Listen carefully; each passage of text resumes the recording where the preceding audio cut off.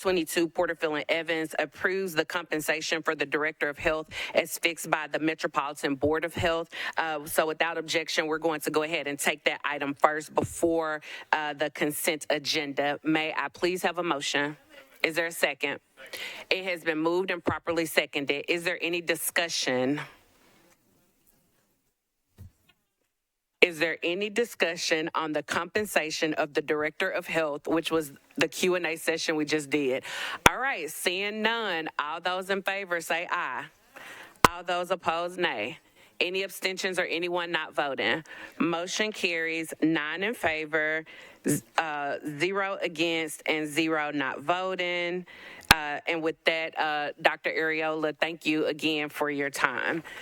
Now we'll go ahead and go to the consent agenda. The proposed items that we have on consent are RS 2024-916, RS 2024-917, 918, 920, 923, 924, 925, 926, 927, 928, 929, 930, 931, 932, 933, 934, 935, 936, 937, 938, 942, 943, 944, 946, 947, 949, and BL 2024-638.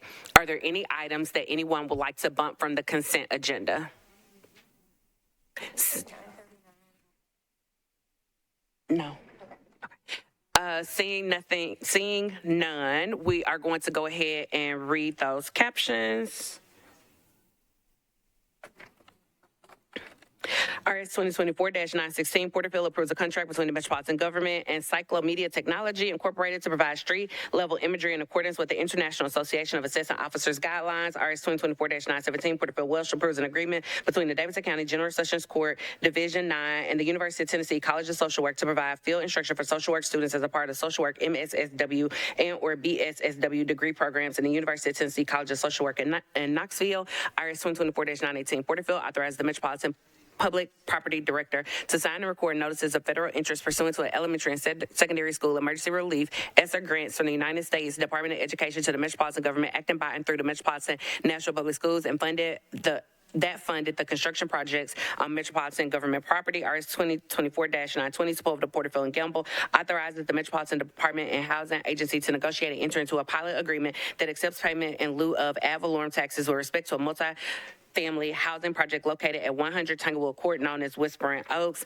RS 2024-923, Porterfield, Evans, Walsh, and Allen approves a grant contract by and between the Metropolitan Government, acting by and through the Metropolitan Board of Health and Rafa Institute for the provision of and the accountability and restoration conference and safety programs. RS 2024-924, Porterfield, Evans, and Welsh approves a contract by and between the Metropolitan Government, acting by and through the Metropolitan Board of Health and Ascension St. Thomas to make available the potentially eligible individuals who receive inpatient or outpatient prenatal or postpartum services or who accompany minors under the age of 5 receiving pediatric services. Information about WIC program benefits. RS 2024-925, Porterfield, Evans, and Welsh approves a contract by and between the Metropolitan Government, acting by and through the Metropolitan Board of Health and TriStar Centennial Medical Center to make available to potentially eligible individuals who receive inpatient or outpatient prenatal or postpartum services or who accompany minors under the age of 5 receiving pediatric services.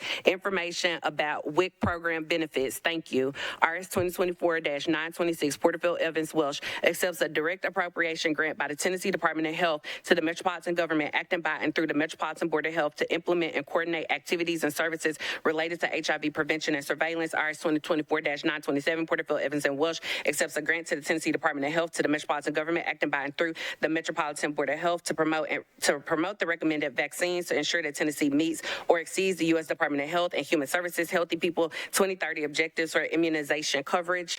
RS 2024-928, Porterfield, Evans, and Welsh accepts a grant from the Tennessee Department of Health to the Metropolitan Government, acting by and through the Metropolitan Board of Health to enhance the health and well-being of women, infants, and families by improving the availability and quality of community resources and service delivery services and to eliminate disparities and reduce the rate of fetal and infant deaths in Tennessee. RS 2024-929, Porterfield, Evans, and Welsh accepts a supporting prevention of adolescents resources knowledge SPARK program grant from the Tennessee Department of Health to the Metropolitan Government, acting by and through the Metropolitan Board of Health to support the prevention of pregnancy among adolescents through resources and increased knowledge and to promote parenting skills for adolescent parents. RS 2024-930, Porterfield, Evanston, Welsh accepts grant and aid funds from the Tennessee Department of Health to the Metropolitan Government, acting by and through the Metropolitan Board of Health to aid in providing a variety of health services to meet the public health needs of Tennessee citizens. RS 2024-931, Porterfield, Evanston, Welsh accepts from the University of Nebraska a grant for expenses to attend the City Match Conference and additional monies for services to integrate support services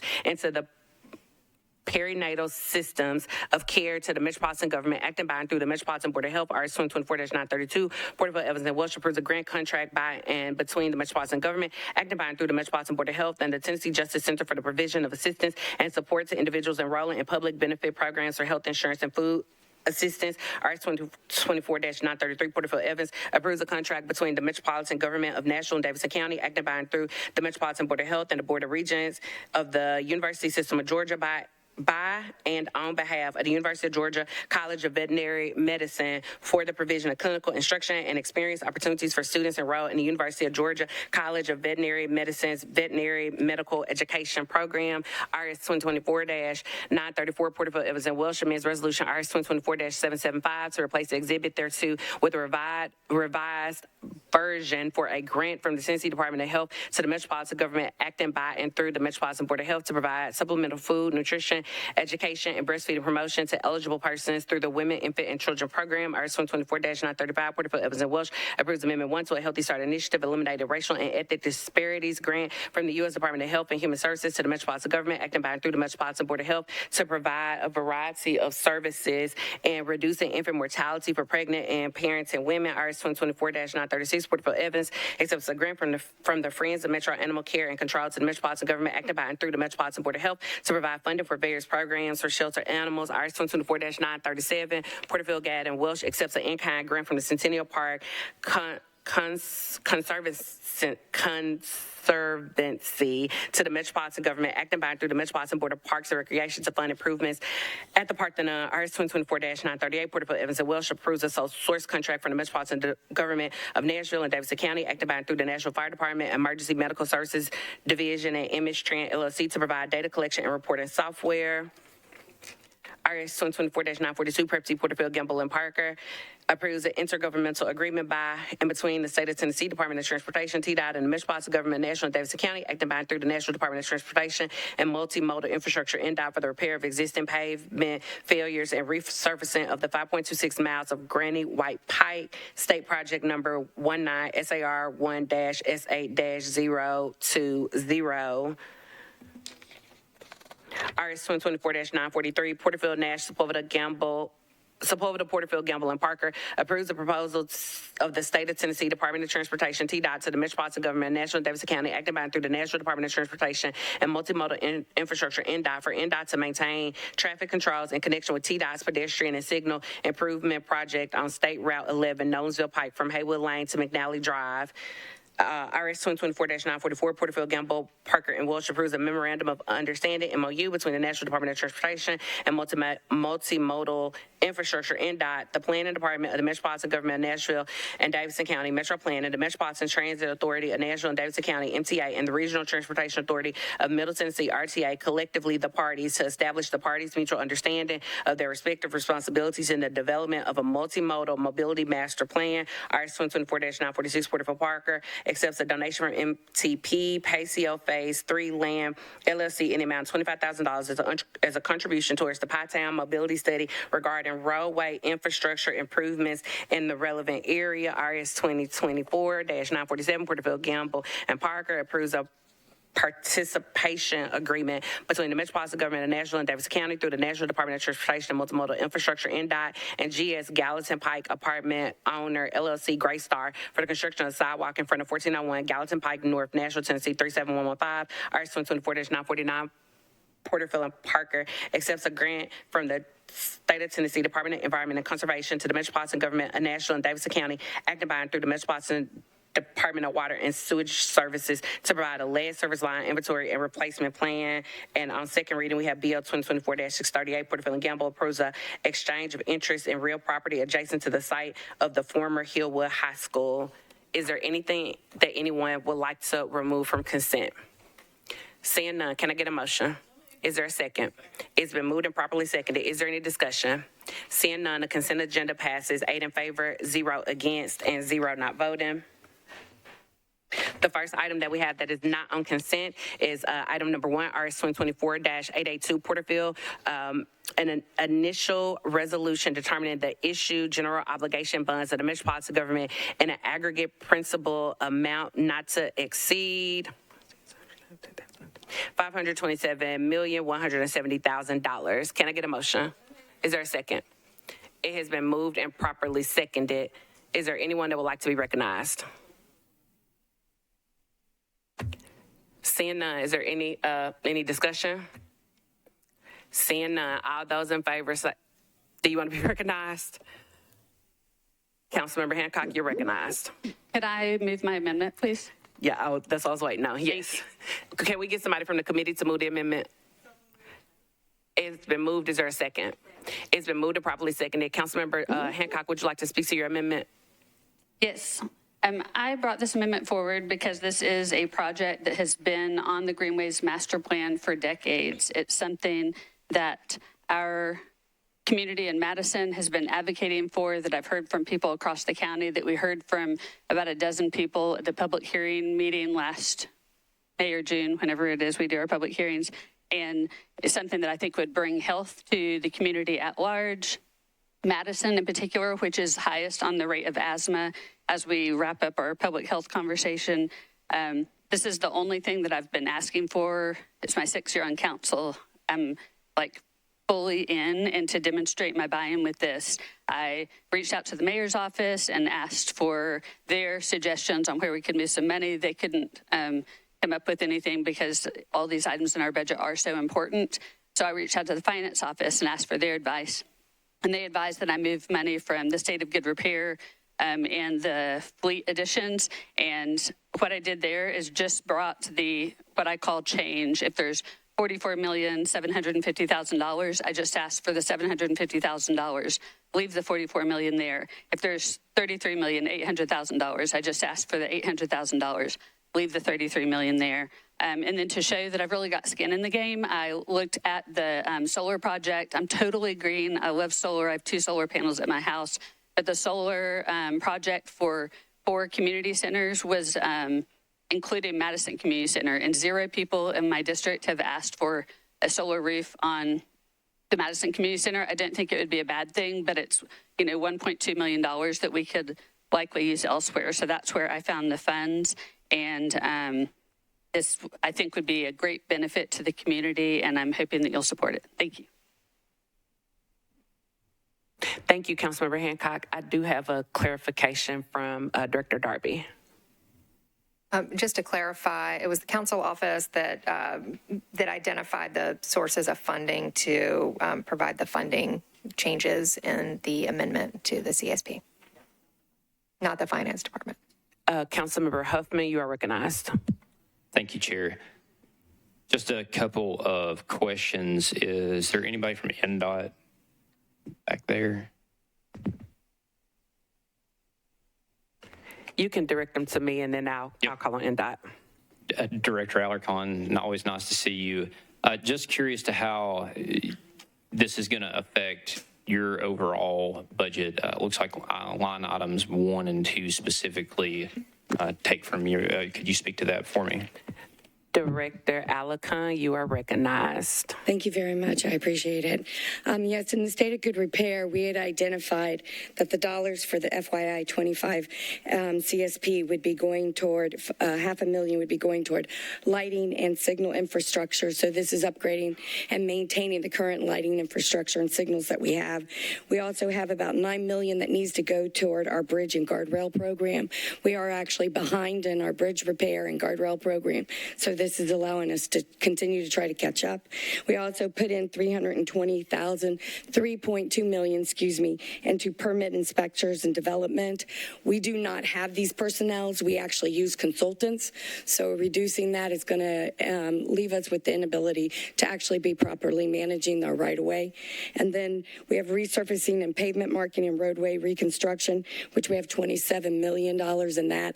And that is actually our pavement project that we currently have ongoing. That has been behind. In the past 3 years, we've been putting a significant dedication toward repaving projects, as well as all the dollars we get through the state to make sure we can bring that up to improving the overall operating conditions of index of our roadway network, which is currently at good, at poor or below.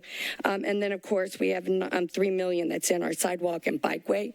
And just for reference, that is already behind.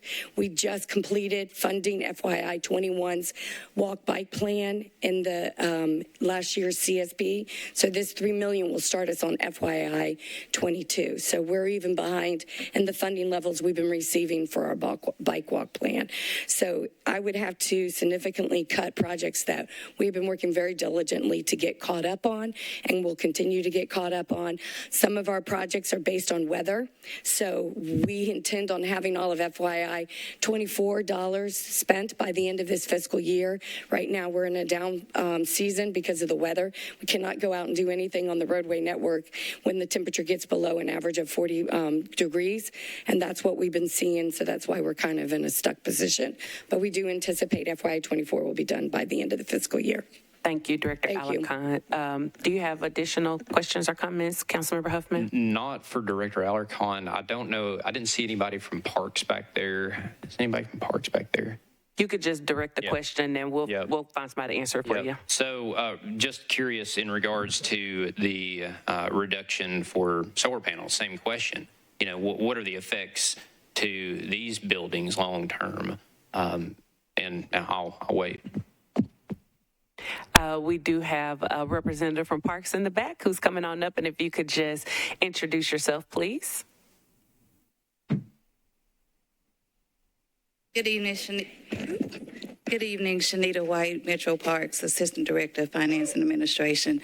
In consultation with the Mayor's Office and the administration, this was a request that we put in for the panels for those particular community centers.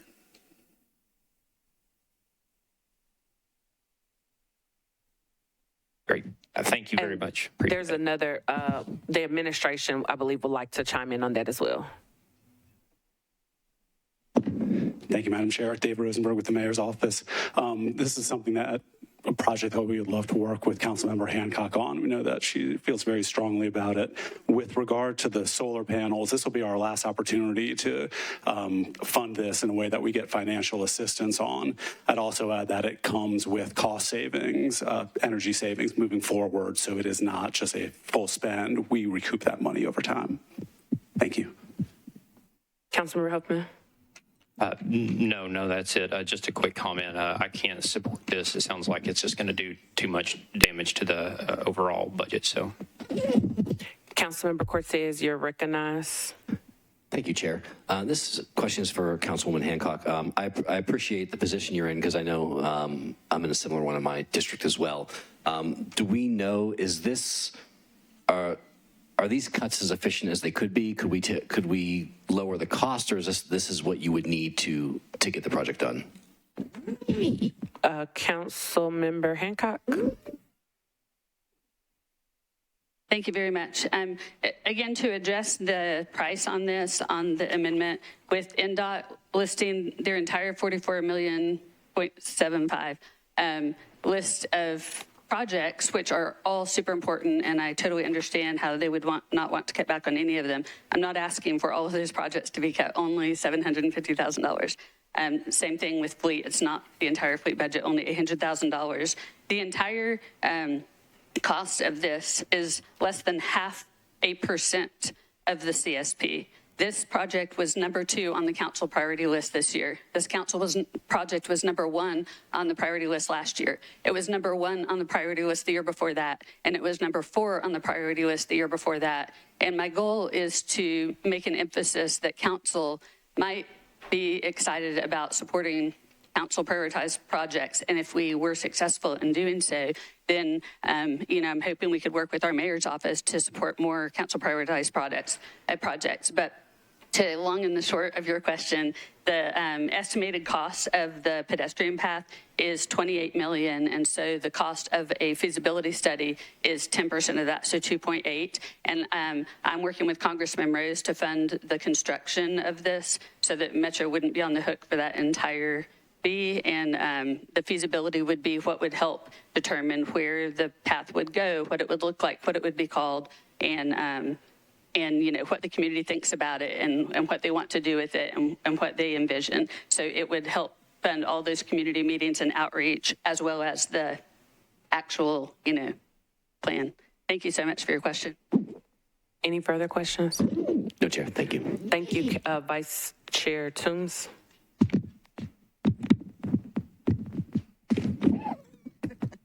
Thank you, Chair. A couple of questions. One is for the administration, because Mr. Rosenberg mentioned the administration wanting to help on this project, and I'm wondering what exactly that means. What type of assistance is the administration willing to give? Mr. Rosenberg, you're recognized. Thank you, Madam President. Councilmember Weir would like to see if there's anything we can do to see what the support looks like on both sides of this potential project, community support, since they'll be touching more than one council district, understand that, and then figure out what kind of studies can begin to be done to start to move the ball on this project. I know Councilmember Hancock's been looking at this for a good long time now and would like to see some movement on that, and we'd like to support her in it. And going back to the cost for the feasibility study, because typically with CIB projects, there's a department that has kind of given an estimate of how much the project will cost. Is this $2.8 million? Is that an estimate from a particular department, or is that just an educated guess that it's 10% of the project cost? I guess that's for Councilwoman Hancock. Councilmember Hancock. I'm trying to wrap my brain on who did this when we put it in the council priority list many years ago, but I know that the Greenways Commission falls under Parks. I'm not sure if it was someone from the Greenways Commission or someone from Parks, but it was one of those, and they're related, so very similar. Sorry. Councilmember Toombs. Just my thought process was maybe a lower amount could be used instead of 2.8, something smaller than 2.8.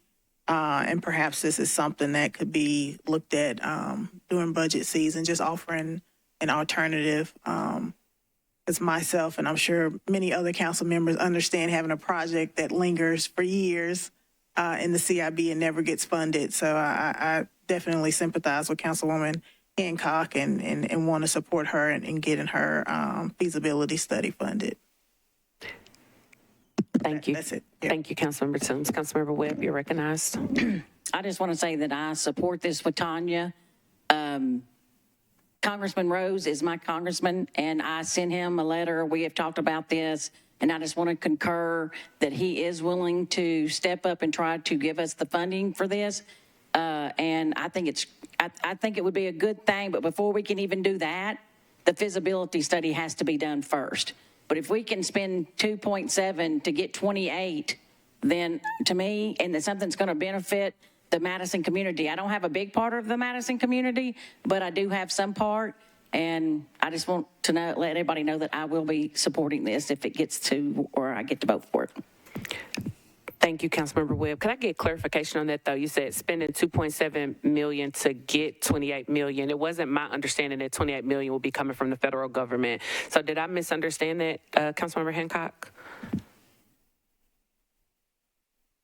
The federal government can pay for construction costs only. They can't pay for the feasibility and the plan.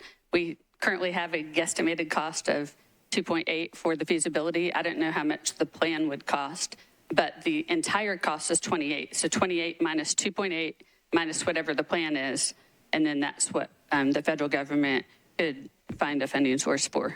Could potentially find it, or we know for a fact that they're going to fund the whole thing?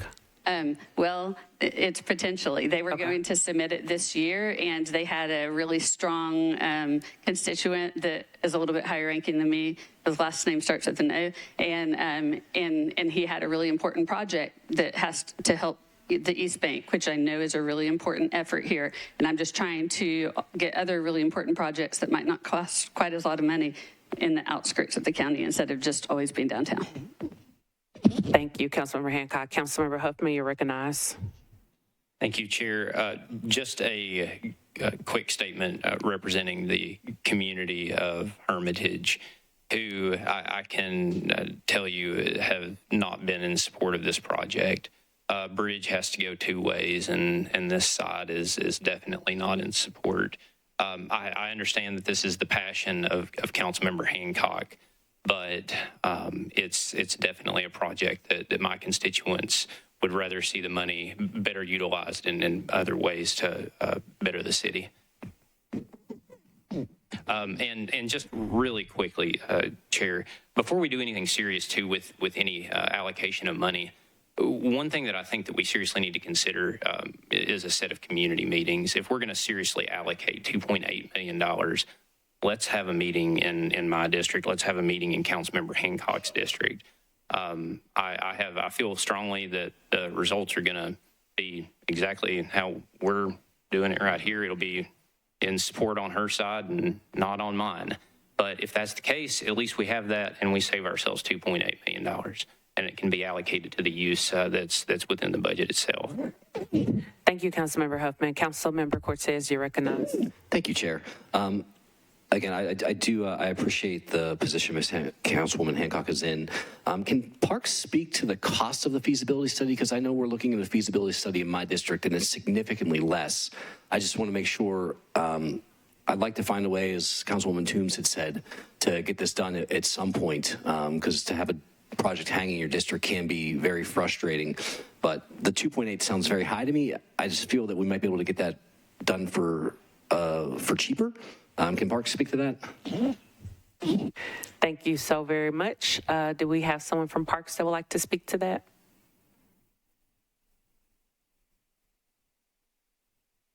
And if you could just introduce yourself, please. Hello, my name's Cindy Harrison. I'm Assistant Director over the Greenways and Open Space Division.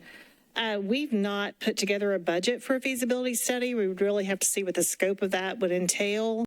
If it's a project, a feasibility study that goes all the way to 30 or 60% construction documents to determine a cost for the actual bridge construction, then the $2+ million might be appropriate. It really depends on how much work would be done there.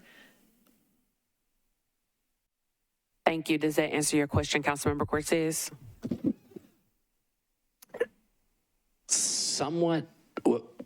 Where do you think? So if it was at 30%, like, is there a way you believe this could be done less expensively, or is it you really feel that this is where if they're going to a 70% plan, that's what this is going to cost?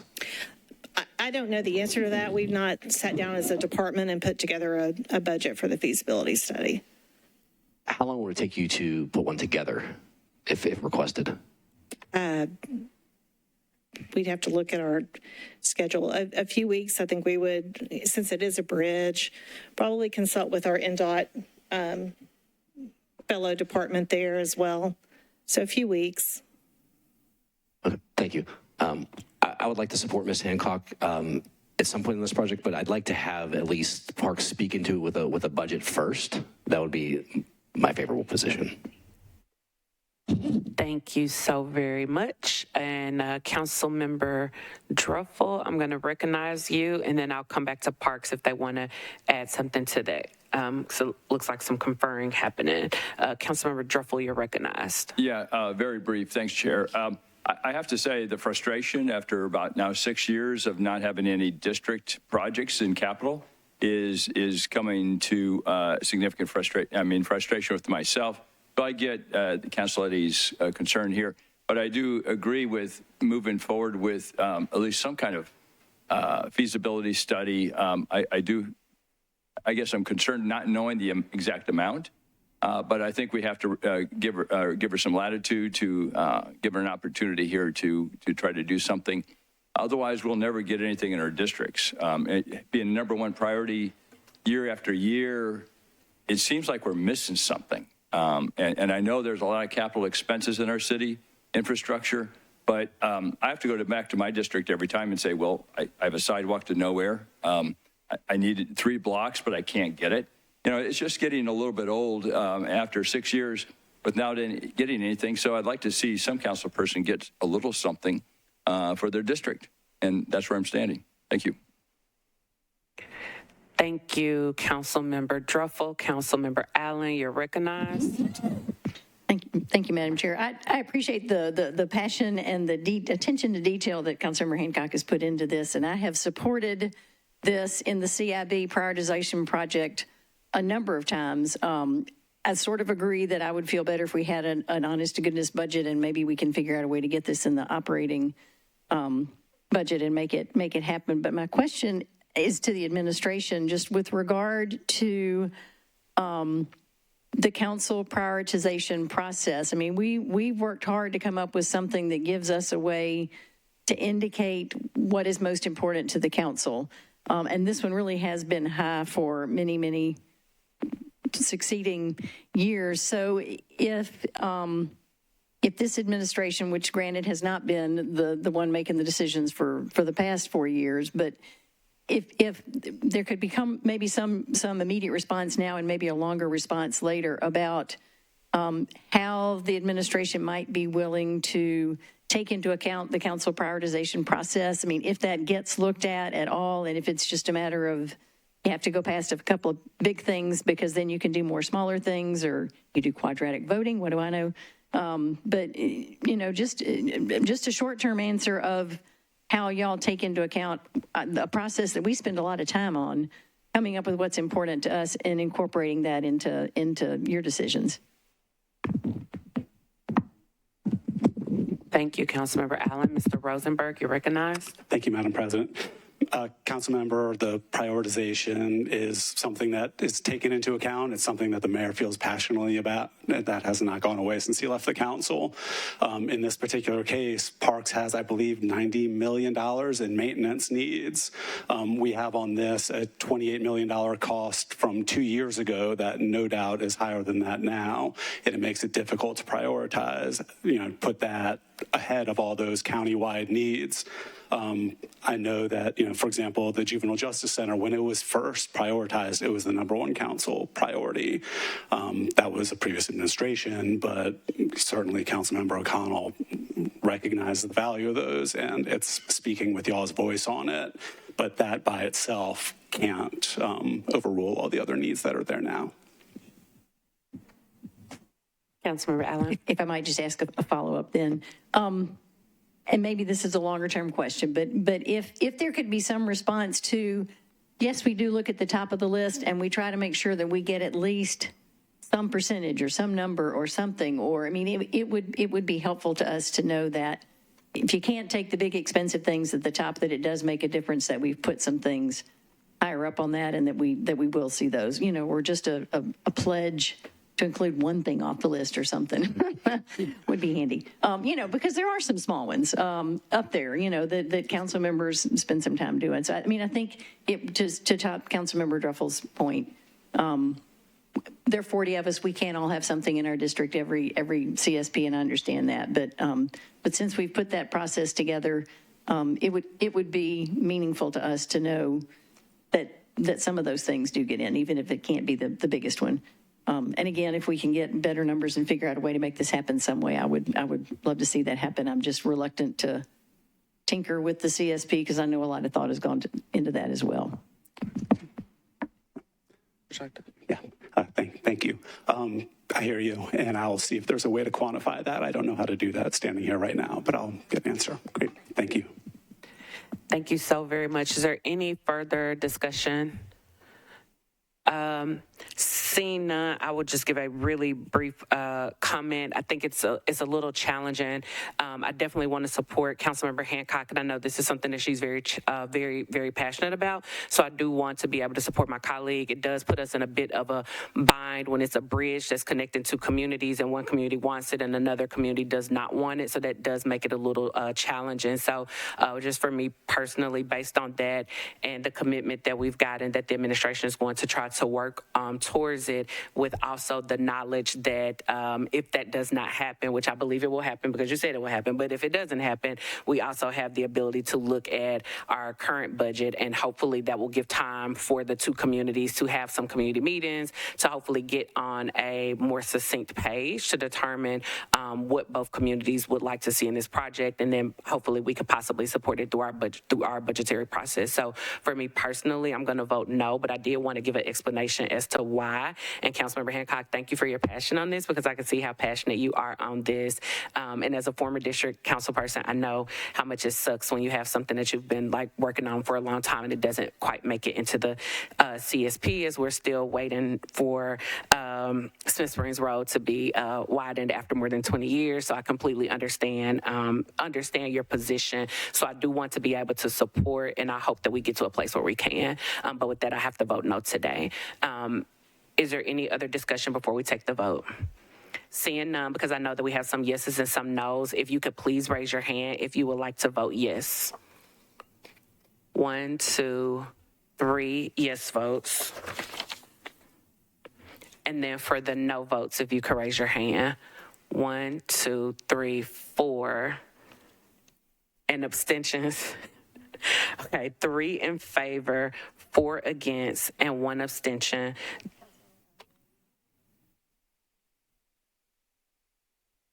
And on the committee, is she? She's not on the committee.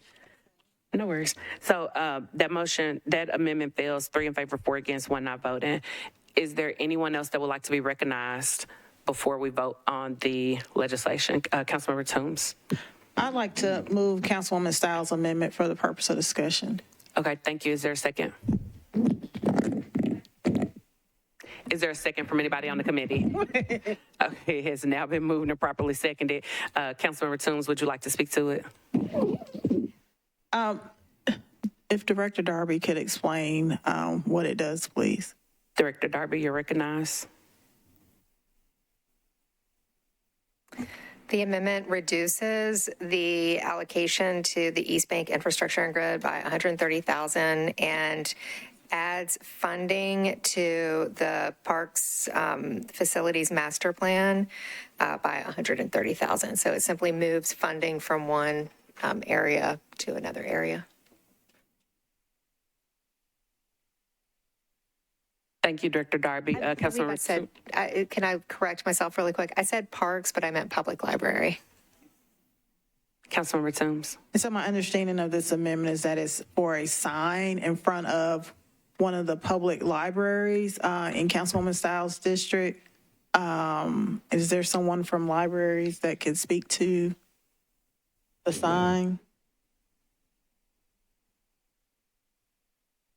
I see some motion, but I don't think it's the motion that we want. Is there anyone here from libraries? And if not, is there anyone from the administration that can speak to it? Seeing no one from libraries, I get a head nod from administration. Mr. Rosenberg, you're recognized. Thank you, Madam Chair.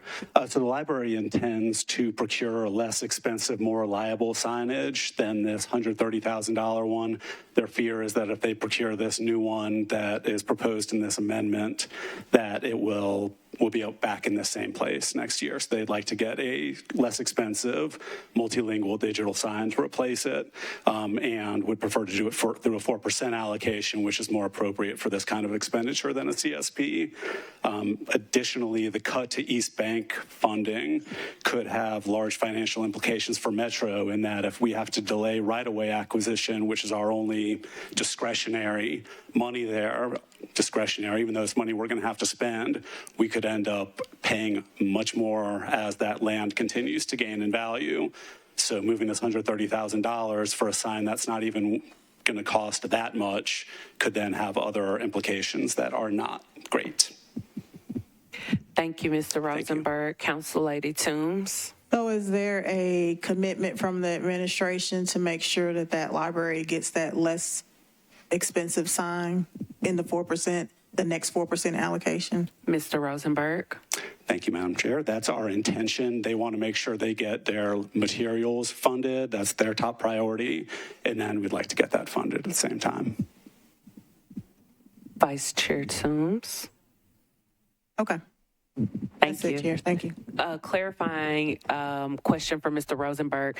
The library's top priority right now is to get materials for the library, and then they will look at the sign, but they're trying to get their materials first. Am I understanding that correctly? That's correct. They had a big ask last 4%. They got about half of that funded and are just waiting for the other half. Thank you, Mr. Rosenberg. Is there any other discussion? Seeing none, if I can get all those in favor, say aye. Any opposed, nay. Any abstentions or anyone not voting? Motion fails, 0 in favor, 8 against, and 0 not voting. So now we have the back to the original motion to approve the CSP with no amendments. Is there any discussion on the CSP with no amendments? Councilmember Evans. Thank you for recognizing me, even though I'm not on budget. I just wanted to know, kind of based on the discussion, I think the points about like not having district level items kind of included, that is a huge frustration. And of course, we knew that this was going to be even worse with having to fund East Bank priorities to be able to meet those obligations. And so I'm just curious, like what's the pain point? How long are we going to be in this pain? Is it going to be 3 more years every CSP that we're going to be navigating East Bank expenses? And if we have what the projections, I guess, currently are based on the project. Thank you so very much. I'm going to direct that question to either finance or administration, but whoever to my immediate right that would like to hop on the microphone, that is now a hot mic waiting for you.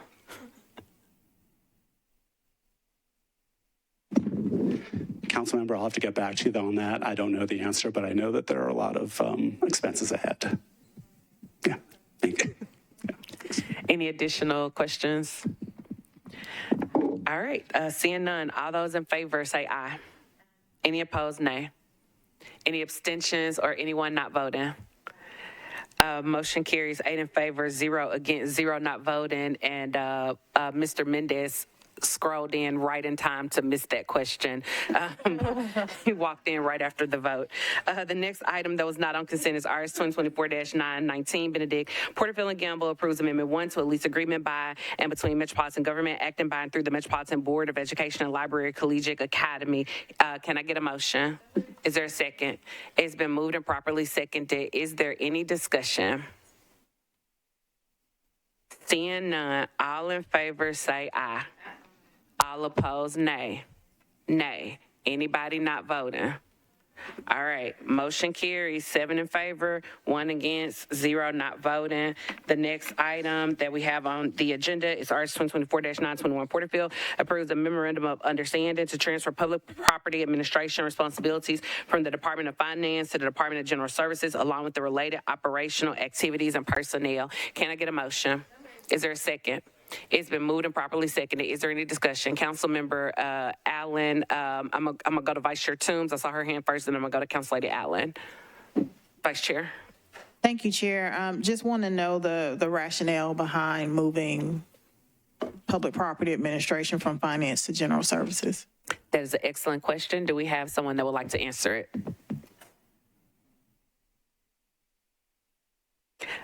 You are recognized. If you could introduce yourself, please. Yes, Mary Jo Wiggins, Finance.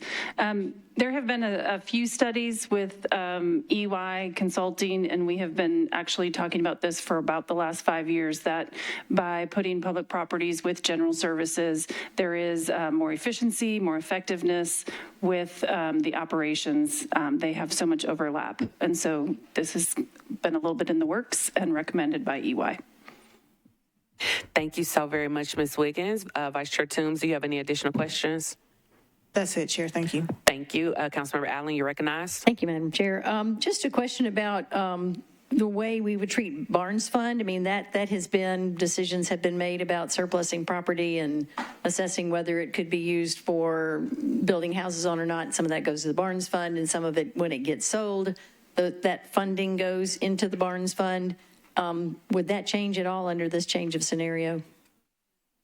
Administration, would you like to respond? Yes, no, there would be no change. I mean, essentially, currently our entire public properties department is just going to move into general services, but all of the existing roles and responsibilities that exist continue. So whoever's been making those decisions would continue to make those. Okay, thank you. Thank you kindly, Councilmember Allen. Councilmember Spain, a man of few words. You are recognized. Thank you, Madam Chair. I'm just curious, based on the analysis we were given, it sounds like this might at least potentially run afoul of the Metro Charter. I'm just wondering what the administration's response to that is. Excellent question. If we could have someone from the administration table to respond to that. You're recognized. The MOU will cover the next 5 years. We have, historically, there are some changes that need to be made to the charter. So eventually we would prefer to see this as a charter amendment for cleaning up the charter, but the MOU will not put us, it doesn't put us in against the charter. It creates the path for this. And for the viewing audience, that was Ms. Mary Jo Wiggins with Finance. Did that satisfy your question, Councilmember Spain? Sort of. It sounds more like it would put us in violation of the charter for 5 years unless we fix it in that time frame. But I think I understand your answer. Thank you.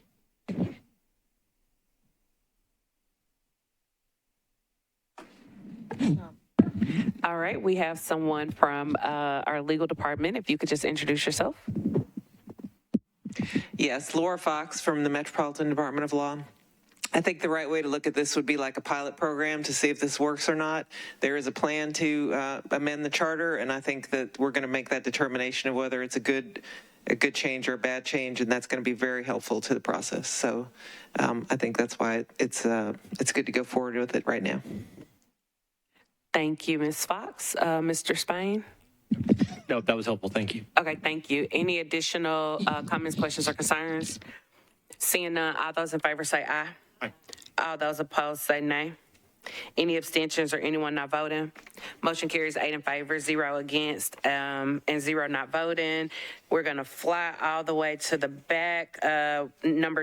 Item 25 on page 9, RS 2024-939, Porterfield, Evans, and Welsh approves amendment 1 to the contract by and between the State of Tennessee Department of Commerce and Insurance and the Metro Nashville Fire Department, NFD, for the provision of annual fire and building safety inspection services for pre-kindergarten and kindergarten through 12th grade students. Can I get a motion? Is there a second? Is there anyone that would like to be recognized? Would you like to be recognized on it? Yep. We're going to call on Councilmember Evans to speak to the amendment, and then we'll ask somebody to, thank you. Councilmember Evans. Thank you. Could I have a representative from the administration or fire speak to this amendment, please? Yes, I see Mr. Mark Young making his way to the back. You are recognized, Mr. Young. Thank you, Chair Lady Evans. This is only an extension to a contract that the Department of Commerce and Insurance and the Metro Nashville Fire Department have entered into. This is a let me first say that we always do annual inspections to schools, but some years ago, the state wanted to go into contract to make sure that we're doing them, even though we've always done it.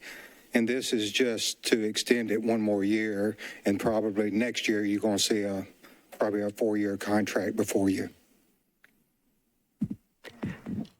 Thank you. Councilmember Evans, did you want to speak? No, just that's an excellent explanation, and I have no comment other than thank you. Thank you. Is there anybody on the committee that would like to actually move the amendment? Is there a second? It's been moved and properly seconded.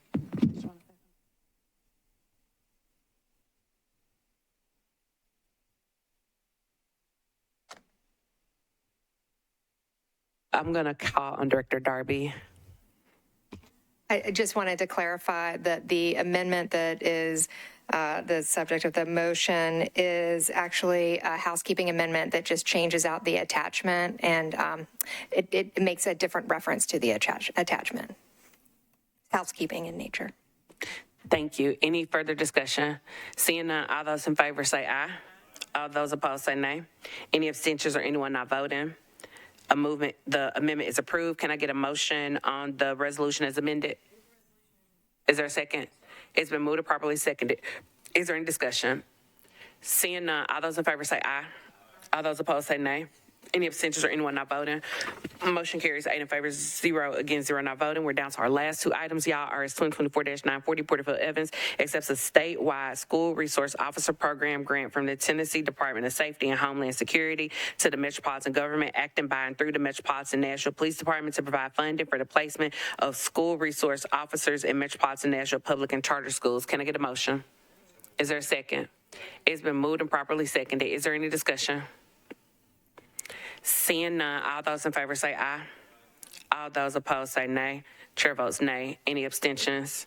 Seeing no abstentions, 7 in favor, 1 against, 1 not voting. And the last item that we have is RS 2024-491 Porterfield. Authorizes the Metropolitan Department of Law to compromise and settle the claims of Kayla McKenzie and Dornetta Peterson against the Metropolitan Government of Nashville and Davidson County in the amount of $220,000, with said amount to be paid out of the Judgment and Losses Fund. Can I get a motion? Is there a second? It's been moved and properly seconded, and we do have Allison Bussell and Melissa Roberge with us to answer any questions that anyone may have.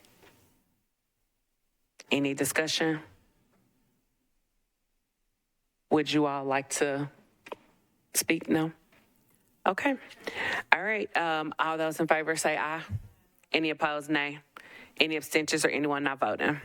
Motion carries 8 in favor, 0 against, 0 not voting. Meeting adjourned.